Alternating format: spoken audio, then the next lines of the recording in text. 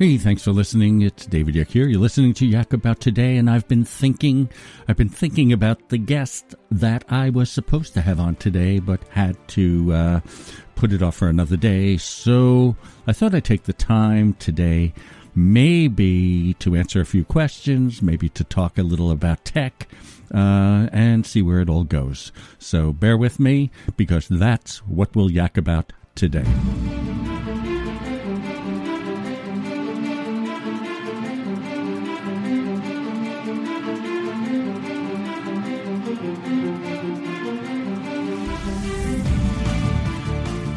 What's up, everybody? David Yak here for Yak About Today, hoping you are better, healthier, and more informed than any generation that came before. So if the years 46 to 64 mean something to you, then this is the place you want to be. Now put your headphones on, go for a run, and listen to what we yak about today. All right, David here, and you are listening to Yak About Today. So, as I've said earlier, we were supposed to have a great guest on that we put on, that we actually postponed for another week, I believe. And so that left me the time to sort of talk to you directly and see if we can do what we haven't done in a long time, and that's answer some questions. Maybe talk about some experiences I've had with tech that you can relate to. And so that's what I think we'll do. And if you're interested in all this, then keep listening. If not, wait till next week until we have another interesting guest on. But why don't we start with some questions? All right. So, you know what I forgot to do? I think I forgot to write down where these questions came from. So I think this one came from Minnesota. Okay, so first question. Which of your guests in the summer series did you find most fascinating, or did you get the most out of? All right, I think that came from Minnesota. And I'm not sure I have your name, so I'm sorry about that. It's interesting. So we've had, during the summer series, we had about 15 guests. And it ranged a lot of financial information and some interesting topics that caught me by surprise. So I would say, I think it's a difficult choice. So let's look at who we had. We had Gordon Stein, who had an interesting idea. He put out a book called Cash Flow Cookbook, which, if I remember correctly, what he did was write recipes for spending money or how to save money. And if you follow them, you can accumulate savings, quite significant savings. So I found that really interesting. We had in the financial space, once again, we had Julia Carlson. She was the CEO of Financial Freedom Wealth Management Group. And she was the one that really talked about investing, or the wiser and more mature, how you would invest at this stage of your life. We had another one, Benjamin Bratt, who was an investment advisor also. And let's see who else we had in the money category. I think that's about it. I thought, interesting, there was one more, Eric Rosenberg. I really liked him. He talked about sort of the side hustle, how you can turn like your side love into an actual business, and I thought that was interesting. So that's sort of the financial picture that we got. And then we had some really interesting subjects, like Brad Zupp. He was sort of a memory athlete, and one of the big challenges we find as we get older are, our memory seems to go, and I always use the joke of how we walk into a room, and you look around, you go, why am I here? And what he does is show you the exercises you can go through that as you age, you can actually make your memory better, unless you're afflicted with, one of the ailments that prevents you from having a good memory. So I ran him for 2 weeks, I believe, because I was really interested, for me personally, and I hope for you, that we would talk a lot about memory and how we can keep our memory. All right. Let's see. There was Sean Anderson. A lot of people were self-help, some more interesting than others.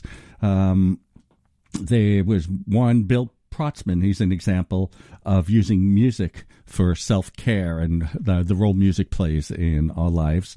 And that was interesting. The one that I was sort of walking a fine line with was Elliot Katz. And he talked about masculinity. In a way, he insinuated that men have become less masculine sort of as women emerged. And I wasn't sure really how to walk that fine line with him because, on the one hand, maybe men should be playing a masculine role, a more masculine role, but not at the detriment of the role women should play in being totally equal partners with us. So I wasn't really sure what case he was making, except he seemed to find that there was a benefit in men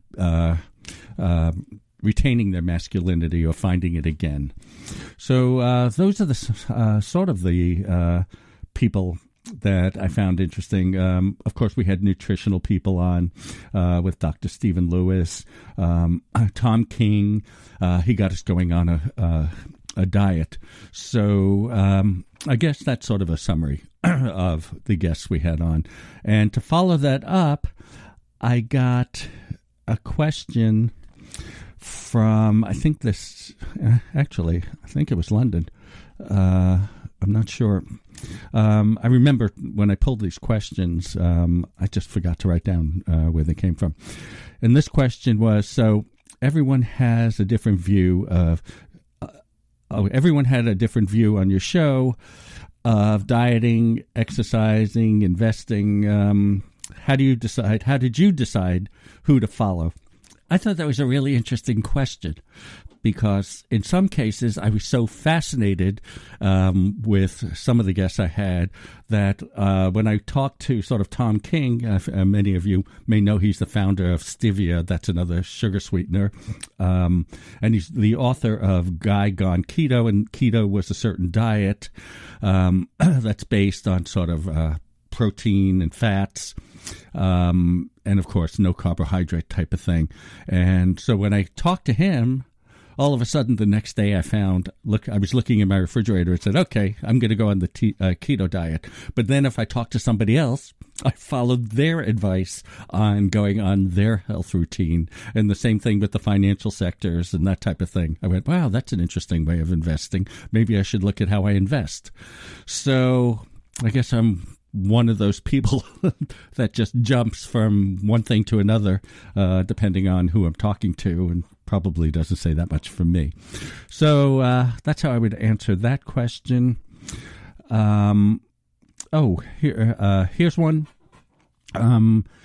Why did you stop doing a tech show? I think I talked about this earlier.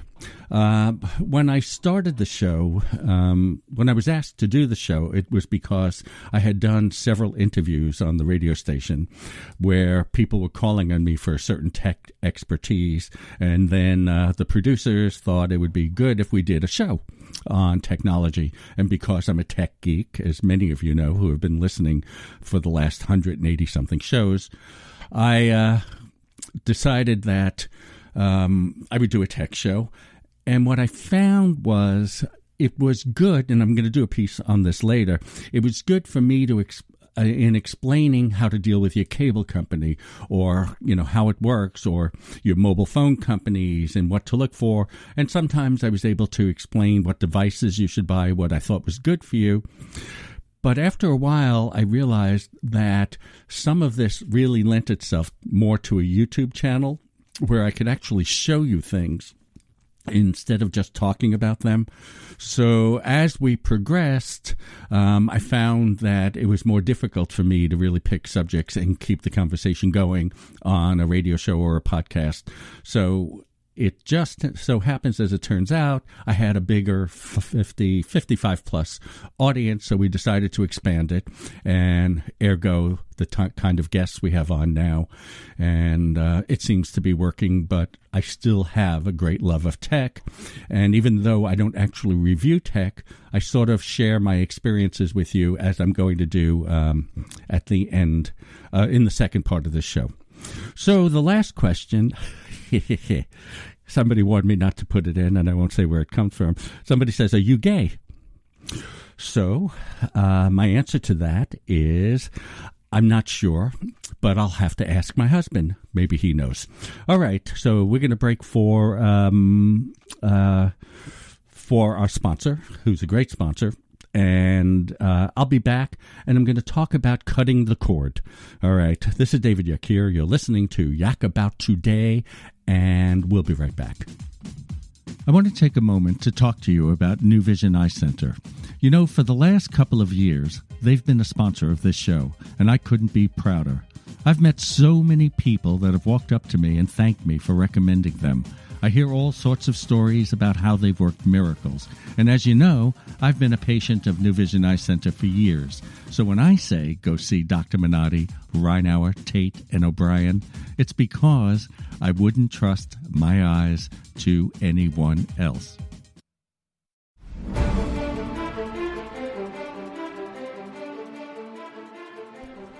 And we are back. So I'm going to attempt to share an experience with you, and I will also try to get this in the sequence, the right sequence, so you'll understand it. So you've all heard, or most of you have heard, about cutting the cord. And what that is in reference to is if you have a cable TV system, you know, that provides you a box with all your channels, your local channels, the major networks.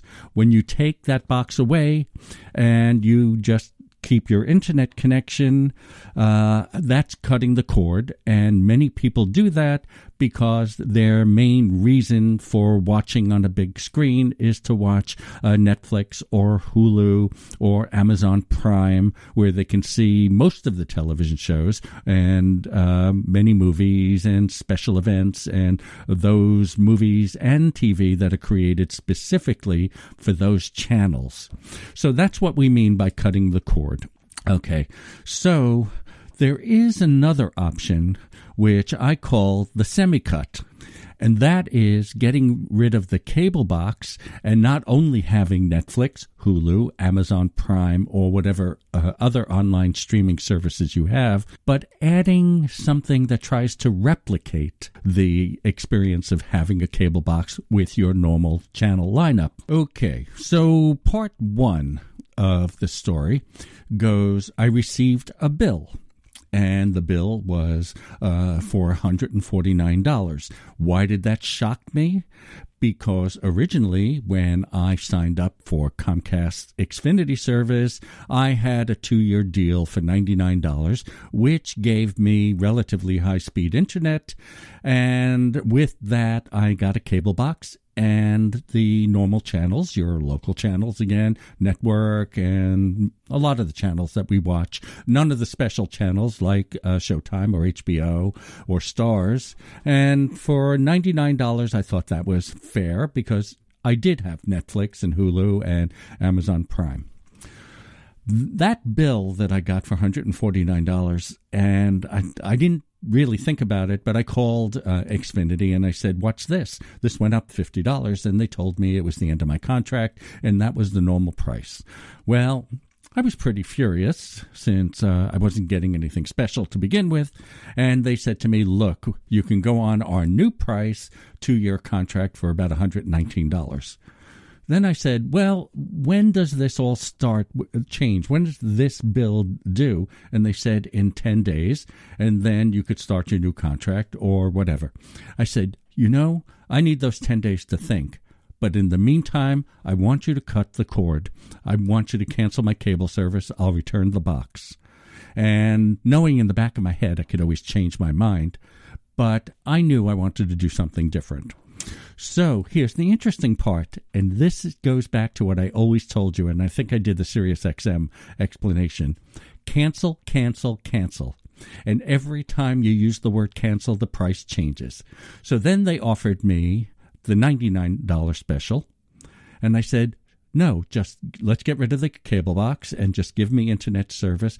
And they go, well, we have a $79 package with internet service and a cable box.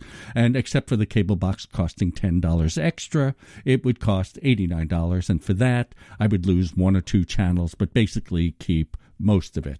And I said no. And they said, for, I believe it was $75, they offered me something minus a lot of the channels, but still keeping the local channels and maybe one of the two channels that I watch. And finally, I said no.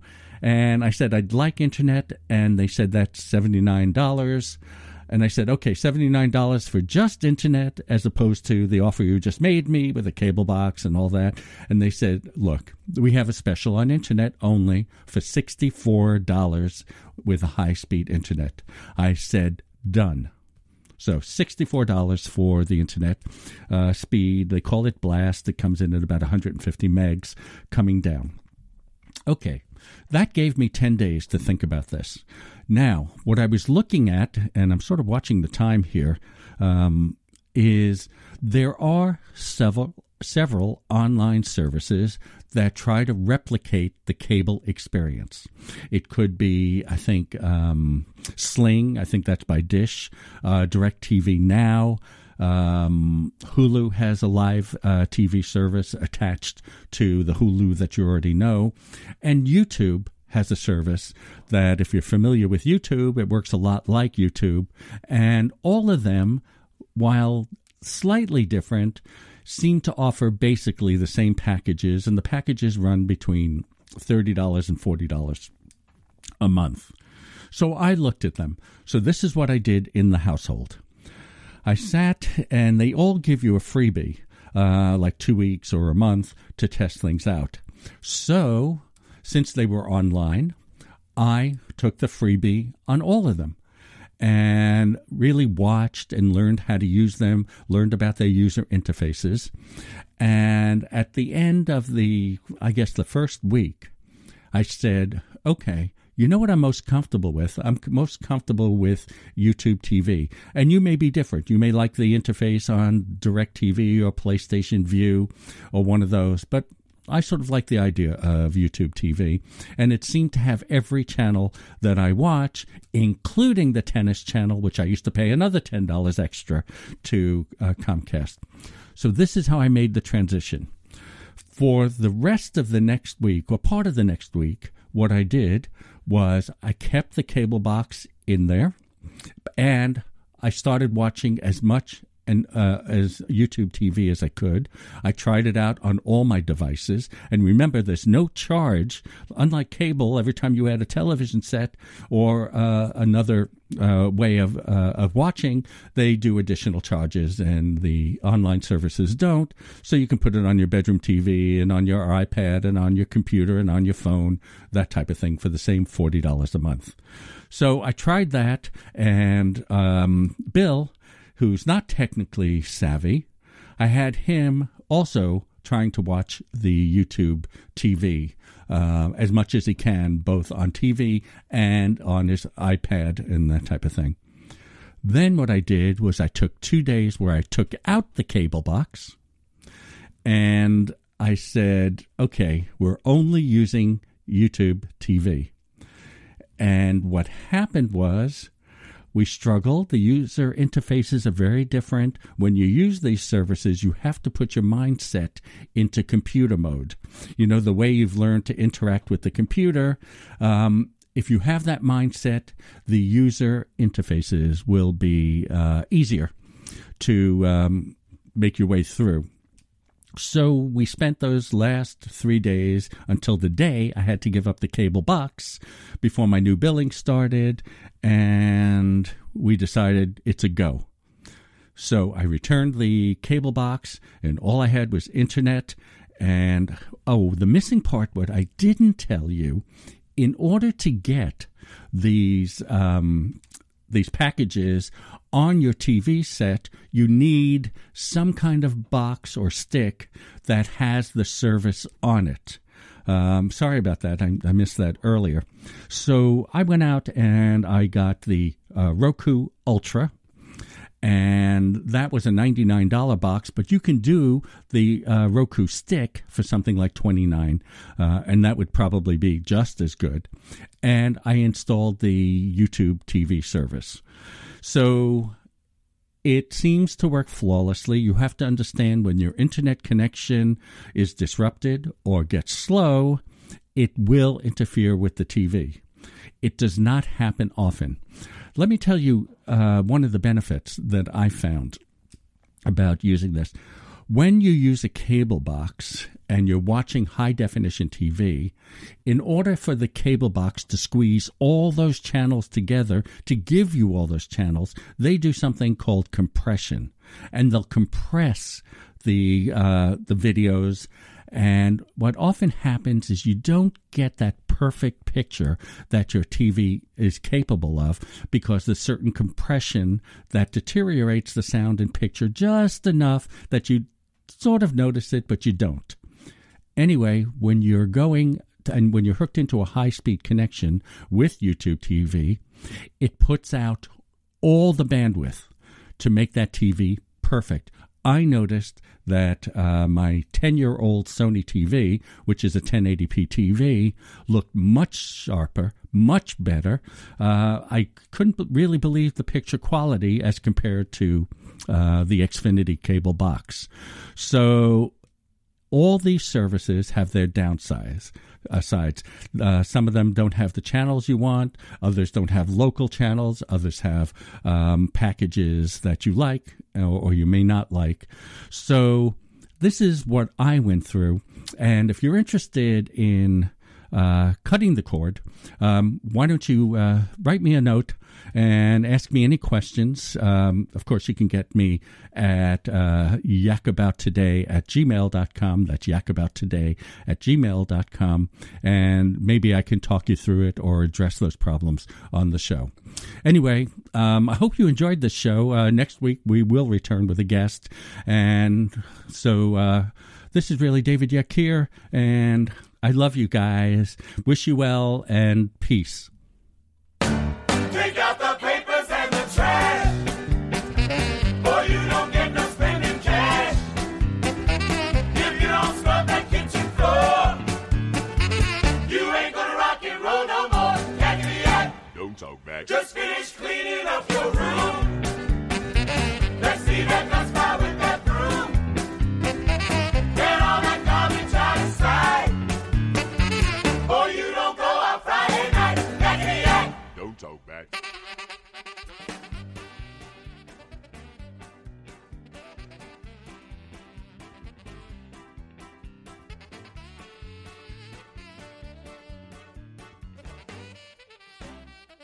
Don't you give me